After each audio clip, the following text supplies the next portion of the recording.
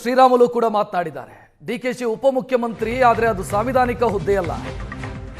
ಬಳ್ಳಾರಿಗೆ ಬಂದು ತಮ್ಮ ಶಾಸಕರನ್ನ ಮೆಚ್ಚಿಸಿರಬಹುದು ಇವರು ಅಂತ ರಾಮುಲು ಕಿಡಿಕಾರಿದ್ದಾರೆ. ಬಳ್ಳಾರಿಯಲ್ಲಿ ಬಿಜೆಪಿ ಭದ್ರ ಮಾಡೋದಕ್ಕೆ ನಾವು ಪ್ರಯತ್ನ ಮಾಡ್ತೀವಿ. ಬಳ್ಳಾರಿಯಲ್ಲಿ ಕಾರ್ಯಕರ್ತರಿಗೆ ಸಮಸ್ಯೆ ಆದರೆ ನಾನು ಅವ್ರ ಜೊತೆಗಿರ್ತೀನಿ. ಪಾದಯಾತ್ರೆ ಮಾಡೋದಕ್ಕೆ ನಮ್ಮ ರಾಜ್ಯಾಧ್ಯಕ್ಷರು ಒಪ್ಪಿದ್ದಾರೆ. ರಾಷ್ಟ್ರೀಯ ಅಧ್ಯಕ್ಷರ ಚುನಾವಣೆಯ ಬಳಿಕ ಅಂತಿಮ ನಿರ್ಧಾರವನ್ನು ನಾವು ತೆಗೆದುಕೊಳ್ತೀವಿ ಅಂತ ರಾಮುಲು ಹೇಳಿದ್ದಾರೆ.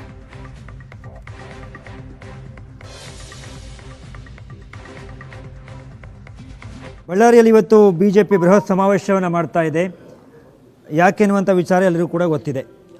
ಆ ವಿಚಾರದ ಬಗ್ಗೆ ಮಾತಾಡೋದಕ್ಕೆ ಬಿಜೆಪಿ ಹಿರಿಯ ನಾಯಕರು, ಮಾಜಿ ಸಚಿವರಾಗಿರುವಂಥ ಶ್ರೀರಾಮುಲು ಅವರು ನಮ್ಮ ಜೊತೆ ಇದ್ದಾರೆ. ಬಳ್ಳಾರಿಯಲ್ಲಿ ಆದಂಥ ಘಟನೆಯನ್ನು ನೋಡಿದ್ದೀವಿ. ಸರ್ಕಾರ ಸಮರ್ಥನೆಯನ್ನು ಕೊಡ್ತು, ನೀವಿಲ್ಲ ನಮ್ಮನ್ನು ಕೊಲೆ ಮಾಡೋದಕ್ಕೆ ಅವ್ರು ಗುಂಡು ಹಾರಿಸಿದ್ರು ಹೇಳುವಂಥ ಮಾತನ್ನು ಹೇಳಿದ್ರಿ.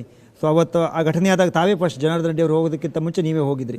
ಸೊ ಹಾಗಾಗಿ ಆ ಇನ್ಸಿಡೆಂಟ್ ಎಲ್ಲವನ್ನ ನೋಡಿದ್ದಾರೆ. ಅದಾದ ಬಳಿಕದ ಬೆಳವಣಿಗೆ ಬಗ್ಗೆ ಹೇಳೋದಾದರೆ ನೀವು ಹೇಳ್ತಾ ಇದ್ರಿ CBI ಕೊಡಿ ಅಂತ, ಅವ್ರು ಕೊಡಲ್ಲ ಅಂತ ಹೇಳಿದ್ದಾರೆ. ಸೊ ಇವತ್ತು ಸಮಾವೇಶ ಮಾಡ್ತಾ ಇದ್ದೀರಿ, ಪಾದಯಾತ್ರೆಯನ್ನು ಕೂಡ ಮಾಡಬೇಕು ಅಂತ ಯೋಚನೆ ಇದೆ. ಏನು ಒಟ್ಟಾರೆ ಏನು ಮಾಡಬೇಕು ಅಂತ ಹೊರಟಿದ್ರಿ? ಇವತ್ತು ಹತ್ತತ್ರ ಈ ಗಲಭೆ ಆದ ನಂತರ 16 ದಿನಗಳು ಕಳೆದು ಹೋಗಿದೆ. 16 ದಿನಗಳಿಂದ ಬಳ್ಳಾರಿ ಜಿಲ್ಲೆ ಜನರು, ವಿಜಯನಗರ ಜಿಲ್ಲೆಯಲ್ಲಿ ಇದ್ದಂಥ ಜನರು ಒಕ್ಕೂರದಿಂದ ಅವರೆಲ್ಲರೂ ಕೂಡ ಒಂದೇ ಒಂದು ಮಾತು, ಏನು ಈ ರೀತಿ ಗಲಭೆಗೆ ಕಾರಣ ಆದಂಥ ನಾರಾ ಭರತ್ ರೆಡ್ಡಿ ಅವರು ಬೇರೆಯವ್ರ ಮೇಲೆ ಗುಂಡಾರಿಸಂಥ ಅಧಿಕಾರ ಯಾರು ಕೊಟ್ಟರು ಅಂತೇಳಿ ಪ್ರಶ್ನೆಯನ್ನು ಕೇಳ್ತಾ ಇದ್ದಾರೆ. ಅವ್ರಿಗೆ ಇವತ್ತು ಅಂಗರಕ್ಷಕರಿಗೆ ಇವತ್ತು ಗುಂಡಾರಿಸಂಥ ಅಧಿಕಾರ ಯಾರು ಕೊಟ್ಟರು? ಇವತ್ತು ಬೇರೆಯವ್ರ ಮನೆ ಹತ್ರ ಬಂದು ಬ್ಯಾನರ್ ಯಾಕೆ ಕಟ್ಟಬೇಕಾಯಿತು?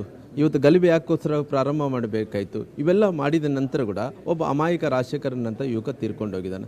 ಡೆತ್ ಆದ ನಂತರ ಕೂಡ ನಾವು ಭಾಳಷ್ಟು ಸಾರಿ ಒತ್ತಾಯವನ್ನು ಮಾಡಿದ್ವಿ. 16 ದಿನಗಳ ಕಾಲ ಒಕ್ಕೂರದಿಂದ ಭಾರತೀಯ ಜನತಾ ಪಾರ್ಟಿ ಕಾರ್ಯಕರ್ತಲ್ಲ, ಪಕ್ಷಾತೀತವಾಗಿ ಜಾತ್ಯತೀತವಾಗಿ ಎಲ್ಲರೂ ಕೂಡ ಅವ್ನು ನಾರಾ ಭರತ್ ರೆಡ್ಡಿ ಅವ್ರು ಅರೆಸ್ಟ್ ಮಾಡಬೇಕು. ಅವ್ನು ಮೇನ್ ಕಲ್ಪ್ರಿಟ್ ಇದ್ದಾನೆ.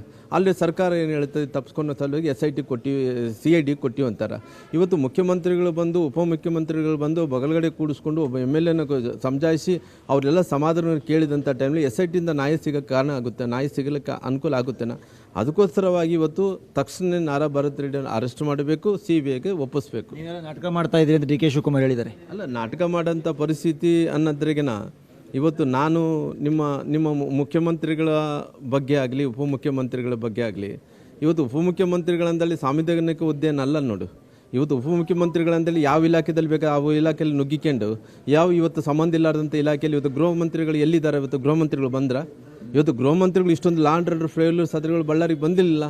ಇವತ್ತು ಉಪಮುಖ್ಯಮಂತ್ರಿಗಳು ಬಂದು ಅವ್ರ ಜಲಸಂಪನ್ಮೂಲ ಇಲಾಖೆಯಲ್ಲಿ ಅವ್ರು ಸರಿ ಮಾಡಿಸ್ಕೊಳಕ್ಕೆ ಆಗ್ತಾಯಿಲ್ಲ. ಅವರೇ ಎಲ್ಲ ತೂತುಗಳನ್ನು ಹಾಕೊಂಡು ಕುಂತಾರ.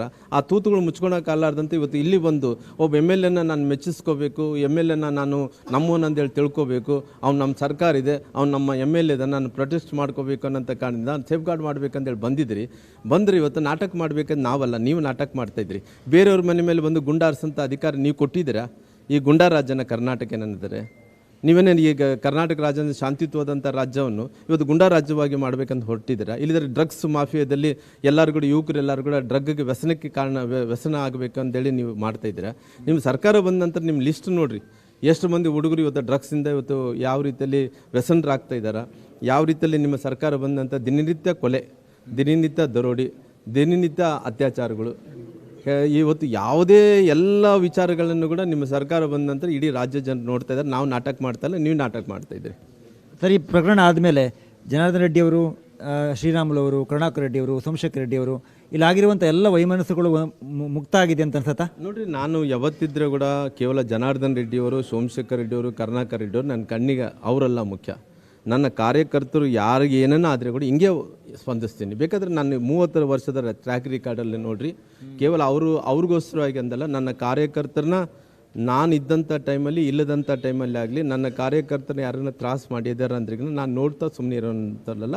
ನಾನು ಯಾರಿಗಾದರೂ ಕೂಡ ಇದೇ ರೀತಿ ರಿಯಾಕ್ಷನ್ಗಳನ್ನು ಕೊಟ್ಟಿದ್ದೀನಿ. ಅವತ್ತಾದಂಥ ಸನ್ನಿವೇಶದಲ್ಲಿ ಜನಾರ್ದನ್ ರೆಡ್ಡಿ ಅವ್ರಿಗೆ ಆಗಿರೋ ಕಾರಣ ಜನಾರ್ದನ್ ರೆಡ್ಡಿ ಅವರಿಗೆ ನಾವೆಲ್ಲರೂ ಸೇರಿ ಭಾರತೀಯ ಜನತಾ ಪಾರ್ಟಿ ಕಾರ್ಯಕರ್ತರು ಪಕ್ಷಾತೀತವಾಗಿ ಜಾತ್ಯತೀತವಾಗಿ ಒಕ್ಕೂರದಿಂದ ಇದು ಮಾಡಿರೋ ತಪ್ಪನ್ನಂತ ಕಾಣಿಸುವಂಥ ಕೆಲಸ ಮಾಡಿದ್ವಿ.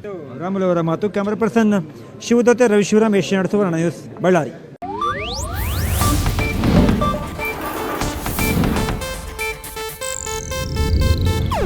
ಇದು ಏಷ್ಯಾನೆಟ್ ನ್ಯೂಸ್ ನೆಟ್ವರ್ಕ್ ಪ್ರಸ್ತುತಿ.